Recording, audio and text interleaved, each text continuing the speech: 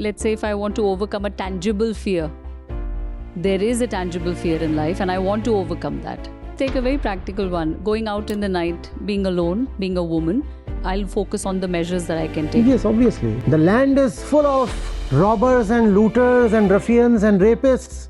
And she says, but God is with me. God will take care of me. No, this is not spirituality. This is foolishness. Now, being a spiritual person, you will say, nobody will take care of me. I know I'll be robbed. So either I'm not going out, or if I'm going out, I'll take due precaution.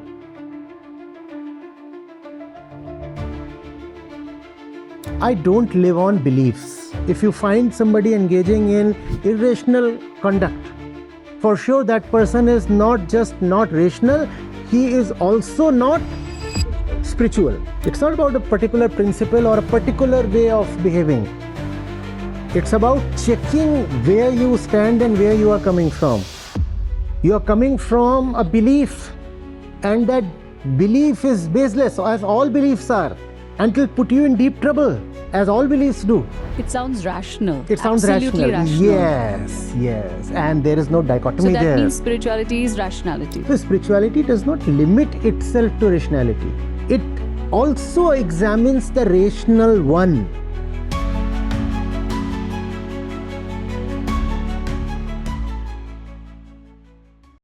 The follow-up and extension of the two questions. One of the members asked about dissolution of ego, and the other one asked about detachment. I'm placing both the concepts in the perspective of profession.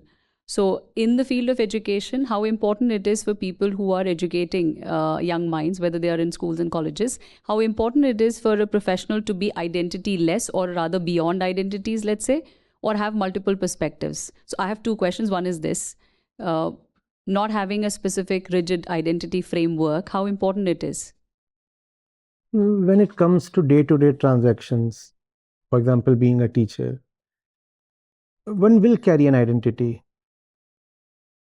And that's fine, because that's needed for your practical movement.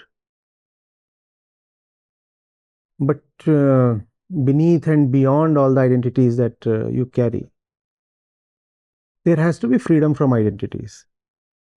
There has to be a point that identities cannot violate. A line that cannot be hopped over. So yes, I'm sitting here and there would be a particular identity, and I'm talking to you in a particular way. It's a kind of role play that's happening. But internally there must still be freedom, which means an emptiness, which means kuch nahi. Right? That's all. That's all. And the next part of the question is, we discussed in this session that why does ego not receive anything that it really wants from any option, because it doesn't change from within. So in one of the previous sessions, you have, we discussed in the session, and you mentioned one beautiful statement: the effect cannot or does not change the cause. So origin is the destination. So in one of my sessions with at my workplace, we were talking about realization comes at the end of an experience. However, no, so I'm correcting myself. So through the session, it is when I start, the origin is realization itself. Then, of course, the journey is learning oriented. I still have the conflict and dichotomy here. I'm still not clear how realization would be at the origin point. Because realization is nothing. So you don't have to start from a belief. Mostly, our actions originate from some belief, do they not? Right? And the belief is about the mode of operation, and finally about the result. If I act this way, that's what I would attain. That's the belief there.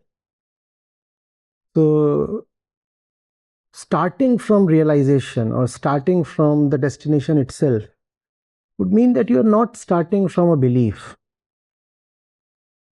You're starting from understanding itself. And understanding is not belief. Understanding is not a conclusion.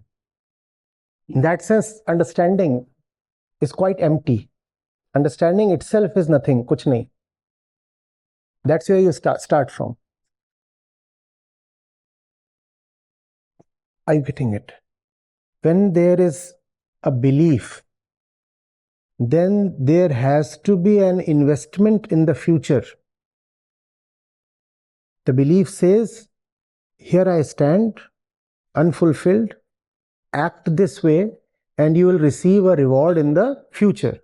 So belief makes you invest in the future and dependent on the future, which sounds nice if you ignore the fact that dependent on the future, you become presently barren.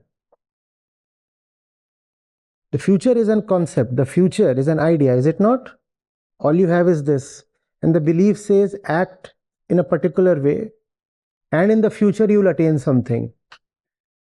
Does a future ever arise? A moment when you will harvest the crop, does it ever arise? Or in every moment, is there a crop next waiting to be harvested? I'm asking. Basically means future is always fleeting, always evasive, always just an idea. And by investing so much in the future, coming to the end of the experience, as you said, waiting for that, you are robbed of the only thing that you have, the agency to act, the agency to choose right now. We give that up. Whereas when you are starting from realization, then there is no need to be dependent on the so-called end of experience. We'll come to the end of the project and then receive the reward. There is no need to then wait for that, right? You're starting from fulfillment. You have not postponed fulfillment to a distant future. That which you could have hoped for, expected from the end, is now available right in the beginning. Then action is light. Then you don't have to worry about what comes next. Then you don't have to wonder whether something will torpedo your boat. You've already reached. Now even if the boat sinks, it's all right. At every point, you are complete. It's not as if you were planning a robbery in which the spoils would be attained at the nth step of the plan. And if you were intercepted at the n-1th step, then all your effort till n-1 has gone waste. That makes us worry, does it not? I've invested so much into the future that involved 14 steps. 12 steps I've already taken. But the result would come at the end of the 14th. And that puts you in a lot of stress, no? 12 units of investment would be gone. 2 more units have to be taken care of. Right? You don't have to start from something. You have to start from whatever is right now, here.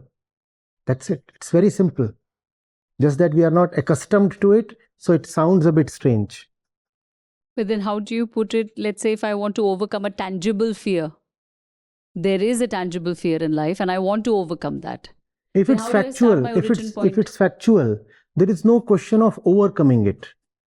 If by tangible you mean factual, one doesn't overcome it. One simply accepts it. Now there is no fear. Now there is an inevitability. That's fine. Something like death. How does one overcome death? One doesn't overcome death. One sees the finality of it. One sees how inevitable, inexorable it is. There are fears that relate to imagination, right? What if a plane crashes right No, now? let's take a very practical one. Going out in the night, being alone, being a woman, and we always have, I have. Take measures, know the probability. So accepting the fact that there is Yes. an assignment in the Yes. night, and Yes. now I'll focus on the measures that I can take. Yes, obviously. What for else? safety. What else? What else?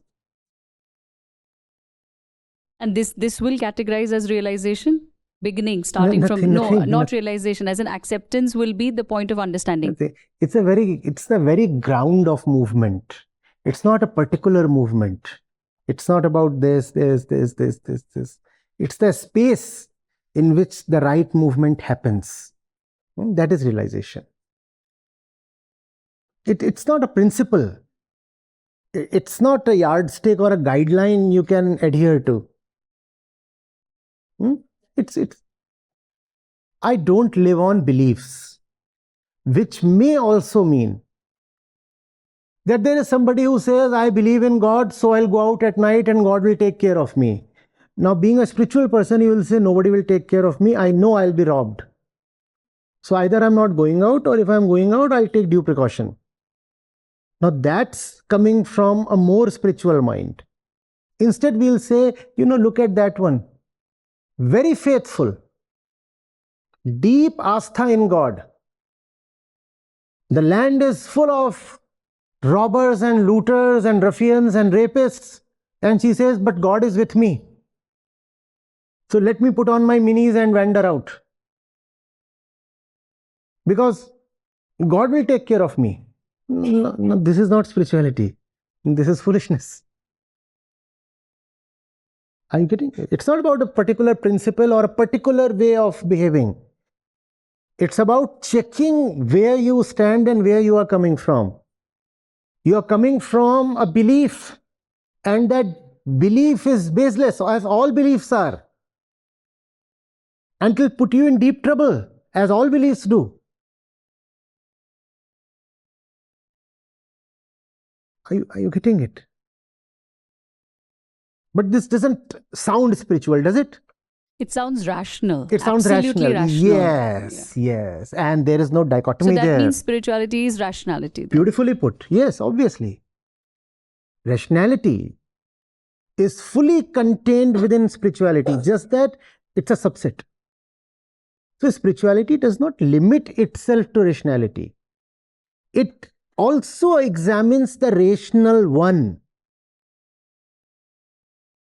Rationality is about examining the world, the ways, experiences, phenomena, how things are happening, right?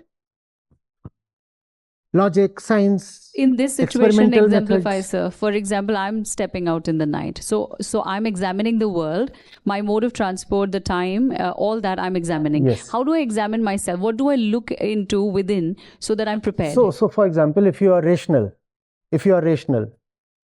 then your conduct will coincide with that of the spiritual one, to the extent that you will look at the law and order situation, your own defense preparedness and such things. To that extent, there would be similarity. But at this point, spirituality will go one step ahead and ask you, what is the desire that makes you step out at this time? Now, that's something that rationality will never ask you. Never ask you. Rationality says, you have a desire? Let's look at rational ways of fulfilling the desire. The superstitious, the so-called religious one will say, I have a desire and I'll fulfill it through irrational ways. For example, I'm going out, and before stepping out,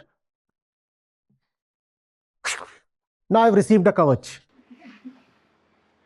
I just had a teleconference with Babaji, and Babaji shot a kavach to me at Mark 21. I received it like this. Get it? So there is a desire. There is a desire, and let's say the desire is there is a 3 a.m. Pizza joint. There is a 3 a.m. pizza joint and I want to go there and whatever. Let's say I have to catch a flight. No, I'm taking this. That's another. Or I have to catch a flight. The flight too could be to a pizza joint. So that's fine. The same thing. So I have a desire. Right? What does the so-called religious one do? I have a desire. I'm going out. So I'm praying and now I'll be taken care of. So this is irrational. Irrational in terms of the method adopted to fulfill the desire. Now, what will the rational one do? We'll first check the desire itself. We'll first check the desire itself and then say, okay, fine. This desire is coming from the right place. Now, let me arrange for my security. Even if the desire is coming from the right place, no heavenly force is going to come down to protect me. Yes, my desire is well placed. Still, I need to make logical arrangements. Supernatural protection won't happen. Won't happen. You get the difference between the three. The superstitious one, the rational one, and the spiritual one. You get the difference? Rationality is wonderful. But for the fact that it doesn't hold a mirror to you. It's a wonderful thing, except that it doesn't make you look within. But being spiritual will never mean being irrational, mind you. If you find somebody engaging in irrational conduct, for sure that person is not just not rational, he is also not spiritual. Take it for granted. You find somebody behaving in irrational ways, that fellow cannot be spiritual.